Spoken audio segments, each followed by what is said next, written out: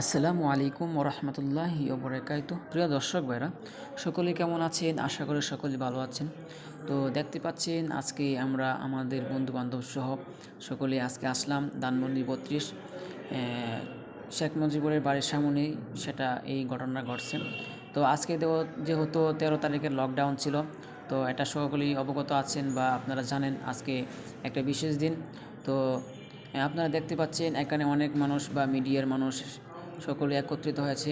একত্রিত হওয়ার কারণ হচ্ছে ওই কিনারের মাধ্যমে একজন লোক সে জয় বাংলা জয় বঙ্গবন্ধুর গুণগান গাচ্ছিল এবং স্লোগান দিচ্ছিল।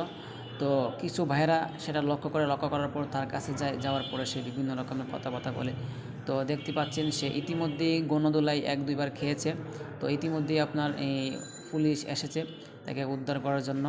তো ইতিমধ্যে সে মোটামুটি ভালোই গণদোলায় গিয়েছে। মিডিয়ার বাইরেও গণদোলার মাধ্যমে ছিল, তারা ভিডিও করছে। তো দেখতে পাচ্ছেন যে মোটামুটি বেশ মানুষই ওইখানে জড়ো হয়েছে। কিছুক্ষণ পূর্বে আগে একজন ছিল, তাকে আটক করা হয়েছে। এখন সে অবশ্য